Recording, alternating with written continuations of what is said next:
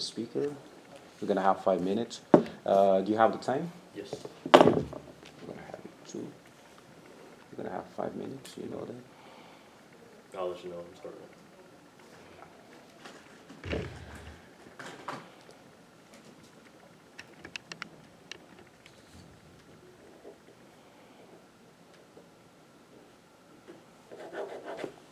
Okay. 5 minutes. You ready? Yeah, ready. Opposing team ready? Yeah. Audience ready? All right. Start my timer now. Good afternoon. I'll start by stating the issue that both teams will be debating, the side that me and my team are standing on, and a few definitions to help understand what we were talking about. So the issue at hand is whether or not the death penalty should be abolished in the United States. We, the affirmative team, consisting of Nicholas Ramos, Aaron Flores, Aubrey Hostler, and Natalia Jackson, affirm that the death penalty should be abolished in the U.S. We present the following definitions from Merriam-Webster. The death penalty, also known as capital punishment, is, quote, death as a punishment given by the court of law for very serious crimes. Should is a term that is, quote, used in auxiliary function to express condition. And lastly, abolish is defined as, quote, to end the observance or effect of something such as a law, or, quote, to completely do away with. We believe that there are too many issues with the system for it to be a justifiable and reliable way to punish criminals. The framework for our debate is foreign policy. The criminal systems of other countries that do not utilize the death penalty do not face the same issues as the United States. We wish for our debate to be judged based on the evidence we provide that shows the problems with the death penalty and our use of it that are not present in other countries. Also, we state the death penalty violates the ethical principle of deontology, which the National Library of Medicine defines as, quote, an ethical approach centered on rules and professional duties, and states that its purpose is to, quote, judge actions based on what most people consider to be morally correct. The contentions for our argument address the flaws with the professional duties of those who give out the death penalty sentences and the issues that most people find immoral. Our first contention is racial bias. We found that there is racial discrimination amongst the criminals who are on death row. According to the Death Penalty Information Center, in the United States, blacks and Hispanics currently represent a disproportionate 55% of all executions. As well as the current racial bias shown today, we found that the death penalty has had this issue since its inception. In an article by Time, editor David Droley published in 2015, research by capital punishment expert Watt Espy shows that in the nearly 15,000 executions that took place between 1608 and 1972, most of which took place in a mostly white America, the racial discrimination that African American citizens faced was criminal. Our second contention is expense. According to an article published by Ballotpedia by Paul Brennan in 2016, the average total cost to the justice system related to the pursuit of the death penalty is about 1.4 to 1.5 times more expensive than cases in which the death penalty could have been sought out but wasn't. Along with this, David Droley found in his research that in the state of Florida, quote, seeing the death penalty through to the execution costs at least 6 times as much as a life sentence. Droley also found that North Carolina could save $11 million per year by abolishing the death penalty. California spends in excess of $200 million a year on the death penalty, and states such as Kansas, Maryland, Tennessee, and Pennsylvania all produce similar findings. Our third and final contention is foreign policy. In Germany, a country that does not utilize capital punishment and rather focuses on rehabilitation and re-socializing its criminals, an article by Expatica updated in 2023 shows that the most common crimes committed do not warrant capital punishment, let alone long periods of incarceration. The article states that, quote, the most common incidents include theft of unattended personal property, pickpocketing, residential break-ins, vehicle vandalism, vehicle break-ins, and vehicle fires. They later state that violent crimes are rare in the country and most often occur in highly populated areas such as cities. Lastly, the article states that Germany punishes felonies with prison sentences of 1 year or more up to a maximum of a life sentence with parole. Misdemeanors are punished with shorter prison terms, fines, or both. To this, they state that, quote, by far the largest and most common sentence in Germany is a fine. This allows Germany to save millions of dollars by not using capital punishment. In conclusion, the death penalty produces too many issues to justify its use. It can be seen in nations such as Germany, as well as others, that the abolition of the death penalty and the focus on rehabilitation of criminals can lead to lower incarceration rates, which would also help to solve the racial bias issue and save the United States from spending excess funds on an unnecessary system. The U.S. should also be able to punish criminals without having to incapacitate them or rely on retribution of others to get justice. That's my time.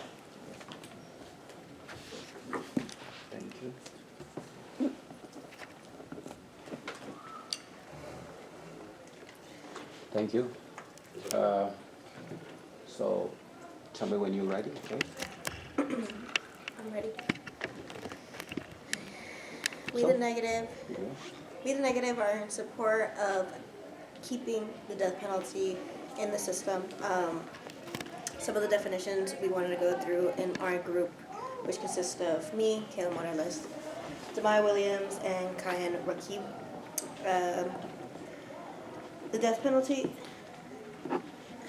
The death penalty is defined as the use of lethal force by the state to remove incorrigible entities from our society, victims, someone affected by a crime, retributive justice, protection of order by punishing wrongdoings, rights guaranteed given by the state to protect its citizens' liberty, a guarantee of the state to abstain for involvement, abolish the end of observance or effect. We are able to agree that the necessity of order and the goal it plays in protecting citizens, yet we aren't able to agree how far it should go. It has always been the primary job of the state to protect its people. One of the many reasons groups began to form was safety. A safety numbers which brought in with the threat of the insider. The concept of policing sprouted from that need of safety. Punishments from transgressions and civil agreements were the bindings of early civilization. These pillars carried us through thousands of years of conflict. Law and contract shaped every corner of the world. What should be and is a uniform topic is being targeted on shaky ground. A Gallup poll in 2022 recorded a majority support amongst U.S. citizens for the death penalty regarding extreme crimes such as murder. The ideal of retributive justice, once which transcended cultures, is now under attack. The negative proposes that the removal of the death penalty would prove detrimental to the well-being of citizens because of the societal necessity and the importance of justice for victims. Firstly, there has historically always been a necessity to utilize the death penalty. This necessity is proven through its constant application, regardless of time or place. The first set of recorded laws, Harambe's Code, and Mesopotamian Code of Uranamo, have been the first instances of capital punishments, but they were far from the last. All over the world, disconnected societies with widely separate cultures and morals frame their systems about retributive justice. For instance, Bridget stated the capital punishment for murder, treason, arson, and rape was widely employed in ancient Greece under the laws of Draco. Through Plato, argued that it should be used for only for the incorrigible. Plato believed that whether a man is made to suffer or not, he is equally wretched. In the former case, he is not cured. In the latter, he will ultimately be killed to ensure the safety for many others. As previously stated, society formed around the well-being of the masses. Not protecting the citizens' population is a synthetic and moral failure. The removal of the death penalty would be a breach in social contract. This is why the death penalty must stay in its place, and unless there is a proven better method, we have the duty to adhere to proven preventative and proactive measures. By removing threats to society, we fully secure the safety of its people. It is an absolute solution that prevents future harm. The principle of protection is strong, but has its limits. While it is important to have compassion, we must draw a line.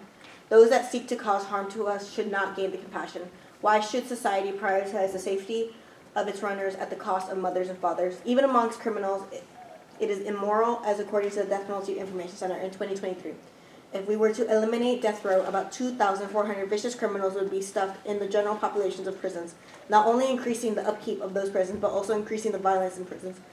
An increase would be detrimental to violent criminals that have the chance to be rehabilitated. According to the Department of Justice, in 2009, the rate of homicides in prisons was at 2%. It is impossible to measure the predicted increase that could come with abolition of the death penalty. But unless murderers into prions will release an increase of murders in prison. Finally, our third contention surrounds the rights of victims. Our legal system is clearly set up to provide rights to the accused. Entire amendments exist to protect people from the state, and rightfully so. We propose the idea that rights of victims deserve as much consideration. According to the Sentencing Project, 1 out of every 200 murders will return to jail for murder 5 years or less. Some of these cases end up being against prior targets of attacks or people connected to prior crimes. Where is the deep compassion for them? They are the victims, because they have suffered. Anyone affected by the harm of others immediately holds more value than the person who harms. Additionally, the Texas Department of Criminal Justice victims have the right to safety information notification and to be heard. Any governing body that is committed to these goals must ensure the death penalty stays. Okay, thank you very much. Let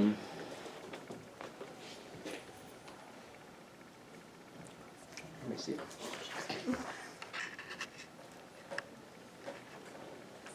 So now let's go to the next stage. When you're ready. You ready? I think we're ready. Start the timer now. Okay, so you mentioned the wide vote of United States citizens in favor of the death penalty. But according to Amnesty International, in 2016, the United Nations held a vote calling for the moratorium on the use of the death penalty, in which 2/3 of the member nations agreed and voted for. So don't you think it's important to keep in mind the views of the United States allies on the matter and take that into precaution? As far as other countries go, I think the way that their laws and their judicial system is placed, it is unfair for me to speak on it because they have their own ideas of what is considered morally unright and morally wrong in comparison to the U.S. So there's not much that can be said for that because we are focusing in on the U.S. I wanted to ask, what is the evidence from their source of your sources in regards to costs? Cost, it was an article from Ballotpedia. Ballotpedia? Yes, as well as David Drelly, Time editor. You mentioned deterring future harm. How would keeping the death penalty in place do so? In our introduction, in our contention, we had stated that deterrence is used as a way to prevent future crime because it is used as that form of punishment is used to ensure that people are seeing the extent of what their crimes could cause and how to make sure that people aren't redoing them again. But couldn't also putting criminals in solitary confinement for life, where they are not let out to the general public and cannot harm anyone else, couldn't that be seen as a viable solution?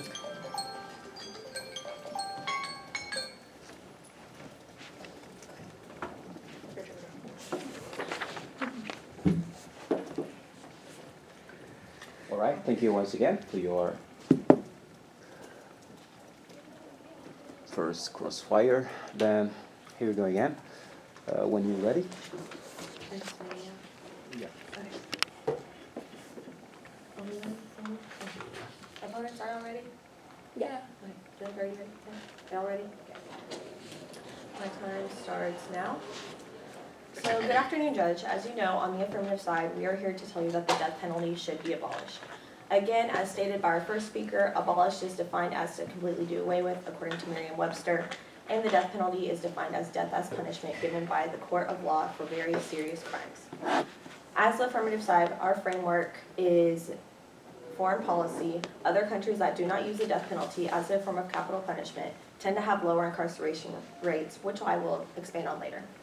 Along with this, our weighing mechanism is deontology, meaning that we judge actions based on what we define as morally correct, and the death penalty violates that ethical principle. Our first contention is racial bias. The death penalty is discriminatory towards minorities and people of color, and it should be abolished for that reason. According to the National Association of Criminal Defense Lawyers, Black and Hispanic people represent 31% of the U.S. population, but 53% of death row inmates. 41.9% Black and 11.3% Hispanic, respectively.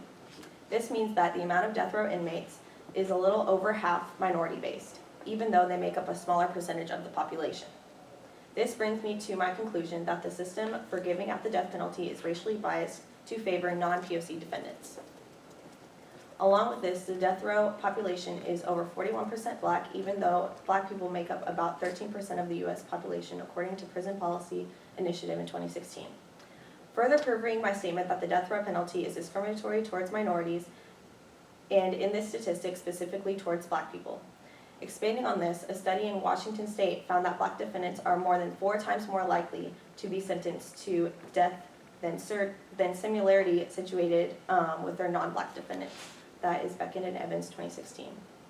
Clearly, these statistics show how the death penalty is discriminatory and racially biased against non-Black defendants. As Americans living in the 21st century, we should want to abolish it for its discriminatory nature. Now think about this punishment being handed out by the government to defendants where there is already a racial bias in mind when charging them. According to my statistics stated earlier, Black defendants are 4 times more likely to be sentenced to the death penalty compared to non-Black defendants.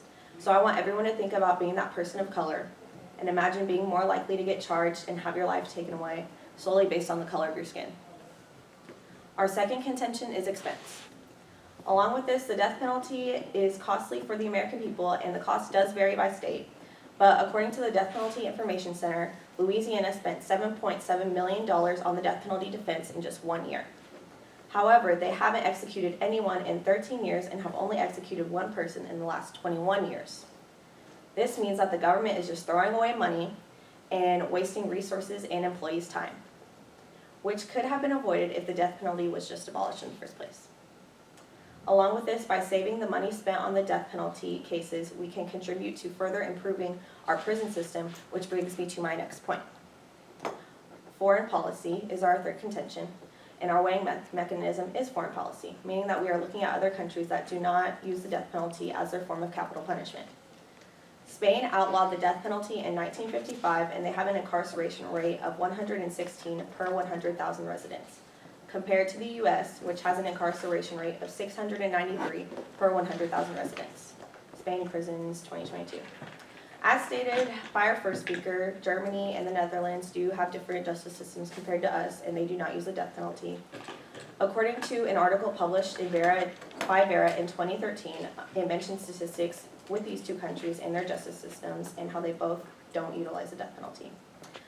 They can show how German and Dutch prisoners differ from U.S. prisons, and because of this, the focus on normalization and making life in prison as similar as possible to life in the community further proves that we're rehabilitating instead of just putting people to death. The abolition of the death penalty and the focus on rehabilitation are keys for these countries and is the main factor to why their incarceration rates are vastly lower than the United States. In conclusion, overall, these statistics support the argument that the death penalty should be abolished due to its discriminatory nature, how costly it is for the American people, and that the use of it as capital punishment might be a significant contributing factor to our incarceration rate as a nation. Along with this, the death penalty defies the ethical principle of deontology, which states that we judge actions based on what we define as morally correct. And on the affirmative side, we do not consider the death penalty to be morally correct. That's my time. Thank you.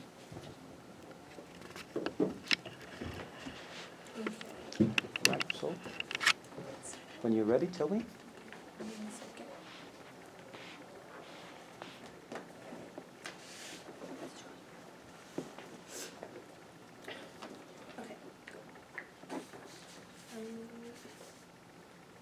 As the negatives framework is the well-being of societies, I noticed that, You ready? oh, I'm sorry. Yes, I'm ready. I'm so sorry. Forgot. Okay, good. As the negatives framework is the well-being of society, I noticed that one of you guys' contentions was discrimination in the system. We, the negative, believe that discriminatory practices exist and removing the death penalty does not fix that, nor is that the problem with the death penalty. If your response to discrimination is to remove the harshest ends, you are not solving the issue at hand. I believe that you said that there were false convictions, so this shows that there are systems in place to ensure that people are being thoroughly investigated prior to their sentencing. A person being investigated, then proven not guilty by jury, will not be sentenced to death. For cases where a person was found innocent after their death is in the past, we cannot know that if the jury and judge, even with this evidence found later, that there is no way of determining if that would have changed the sentencing. It is not possible to say that the specific jury who concluded their sentencing nor the judge would have found it relevant. The cost of the death penalty. According to the Cato Institute, when the government pays for a death sentence, it costs $1.12 million. This is mainly in the cost of facilitating a humane past, collection and processing of chemicals, and providing comfort to the inmate. Capital punishment only extends to the most intense crimes that require total separation from society. The funds used within the death penalty will still have to be used in alternative methods. The justice for the victim should not be held at the justice for the victim should be held at a higher priority. Although the criminal actions have a side effect of imprisonment for their crimes, imprisonment does not serve as retribution for the victim in some cases. The Stanford Encyclopedia emphasizes that the intentional infliction of hard treatment has to be justified in a different way than the collateral damage that may befall either the criminal or the innocent as a result of punishing the former. We the negative believe that the death penalty does serve as a deterrent. The death penalty for habitual criminals serves as a deterrent, sending a strong message that society will not tolerate repeated acts of serious criminal behavior. An article written by the Office of Justice Programs claimed life without parole should be considered on its own merits. However, not in conjunction with life without parole as punishment for habitual offenders or drug kingpins, but for punishing murderers deemed most dangerous and severe. The article claims that life without parole is an effective alternative for convicted murderers, but if they are habitual murderers or gang leaders, they should be given the death penalty.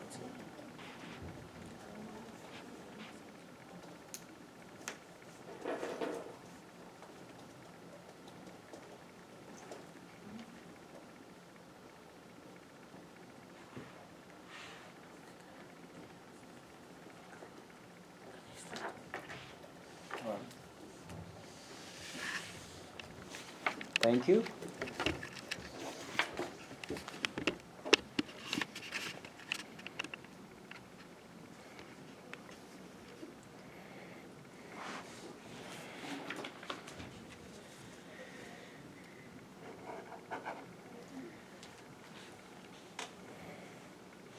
So now we'll go to the second course file. When you're ready, just tell me. Yeah. Our time is now. So you stated that discriminatory practices exist and not removing the death penalty does not fix that. So are you saying that without basically saying that our contention is racial bias, or we don't have like an argument, or is that what you're saying? No, that's not what I was saying.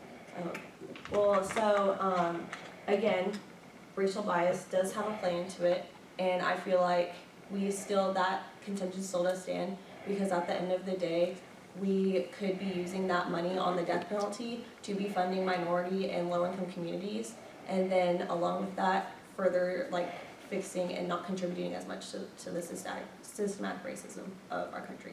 So, do you have a question? Yeah. Oh, okay. Can you show statistics in which rehabilitation would be beneficial in the United States? Again, looking at foreign policy for our other countries, they do use, they don't have the death penalty, so meaning that it correlates to their lower incarceration rates, whereas us, we do have the death penalty, and clearly our incarceration rates are much higher, actually being 693 per 100,000 residents, whereas other countries like Spain, who outlawed the death penalty in 1995, is 116 per 100,000 residents. Okay. Discrimination covers the entire system. Do you believe that removing the death penalty will solve this system? Like, do you think that? As a nation, systematic racism, honestly, I don't think that it'll solve the whole systematic racism, but I feel like it could contribute to improving our system as a whole significantly, because Louisiana spent $7.7 million on, in just 1 year, on death penalty cases. So why would you remove that specifically? Oh, yeah. Sorry. Fine. You're fine. We're not good at anything. All right, it's good to have some fun. Well, we're doing very well, and I hope you continue doing that. So when you're ready for the next, the third speaker, when you're ready, just tell me, and we can start, okay? How much time do we have? You have 5. We have 2 minutes of time out. 5 minutes. Would you like some time out? Yeah. We have 2 minutes. 2 minutes? Total, like, correct? Yeah. Yeah, because here it doesn't say timeout, but if you want some timeouts, okay. Yeah, we Okay. were- We have 2 minutes. Yeah, you can have 2 minutes, okay. Okay. Okay, It's what, fine. how much do you want to use of our 2 minutes? I'm gonna give you 2 minutes, okay? Can we get 45? Seconds? 45 seconds, please? 45? Yes, sir. Yeah. Thank you.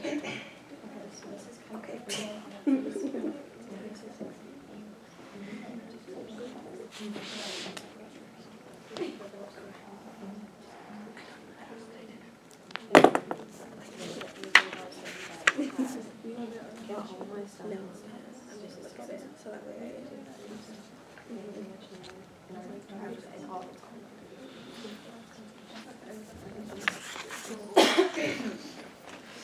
Okay, I think we are ready. You ready? Yeah. Okay, let me set my timer.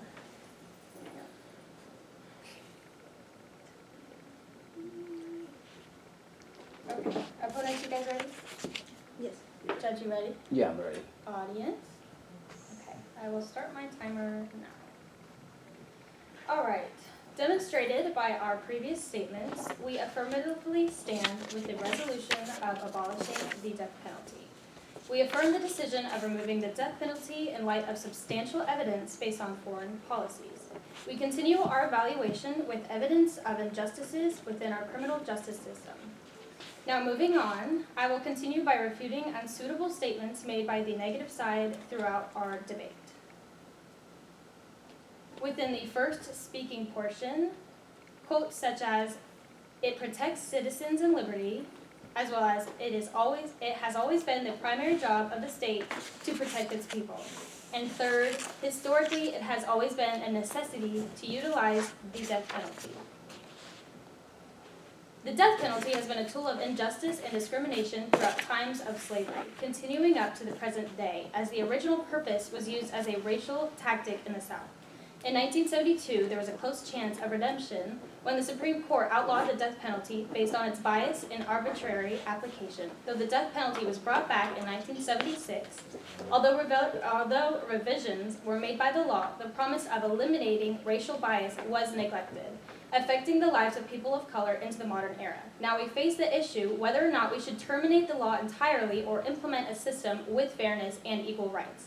As the latter has shown to be a constant inhabitant, we, the affirmative, believe the best solution is to abolish the death penalty and provide the solution of focusing our efforts within the corrupt justice system by creating environments in which other inmates and guards are at less risk of danger, as well as look at other countries such as Spain and Germany as a useful example of a successful system. Within the second speaking portion, quotes such as, "Discriminatory practices against exist, and removing the death penalty would not fix that." I basically see that in a way of looking at the Hunger Games. You know, that's terrible and it's completely unfair, so they just took it away. Didn't Katniss just remove the system entirely? Wouldn't the death penalty be kind of the same thing? You know, it's very racist and it's discriminatory, and like you guys had mentioned, let's see, I can't find it, but basically quotes were made about how there's discriminatory acts and you're not going to be able to stop it, and so we can't take it away for everybody because some people still need it. Well, I say that if it's affecting people unfairly, you should remove it entirely and then look to other places such as Spain and Germany as ways of what we could do instead of just trying to cover up the issue.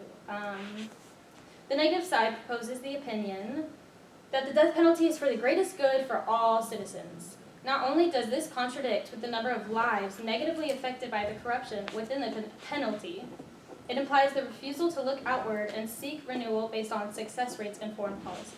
According to Germany's Prison Act, the sole aim of incarceration is to enable prisoners to lead a life of social responsibility, free of crime upon release, requiring that prison life be as similar as possible to life in the community, sometimes referred to as, in quote, the principle of normalization and organization in such a way as to facilitate reintegration into society. This is provided by Subramanian and Shames, 2013.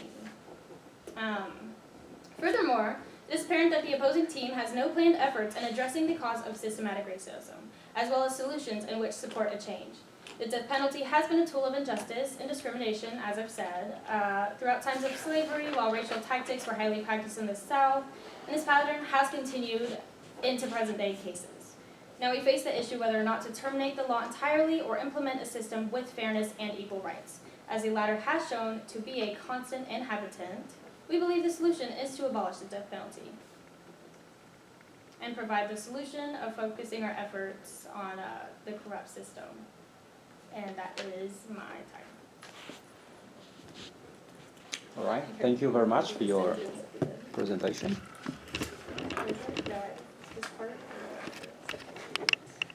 Okay, negative, when you're ready, tell me.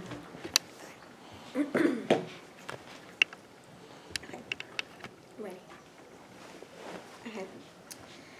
We on the negative, we want to reiterate how important it is for people who are victims of violent crime are able to get the justice that they need. I feel like the affirmative has failed to recognize how important it is for victims to find their closure. We will never understand what a victim has gone through when it comes to murder, rape, and torture. We will never understand it. We personally have not gone through it. I think it is highly, highly unreasonable to think that people cannot utilize the death penalty at all. So I wanted to go forward with some of the contentions that I feel like are important that we need to focus in on. So I think it's important to say that within the U.S., Americans do prefer the death penalty. I understand that they speak for other countries as well, but Americans in the United States have shown that they prefer the death penalty. In the, let me see. The Pew Research Center found that 6 in 10 U.S. adults strongly or somewhat favor the death penalty for convicted murderers, according to the April 2021 survey. A similar share say 64% say that the death penalty is morally justified when someone commits a crime like murder. So, within our system, within the U.S. governing system, we think that that's what works. We feel like within our society of the United States that it works for us.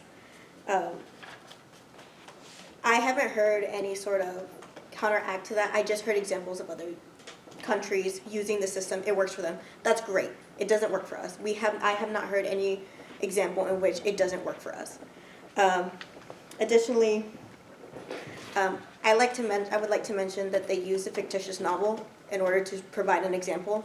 We are not the Hunger Games. We are not living in the Hunger Games. It is not something you can use as a valid form of reasoning.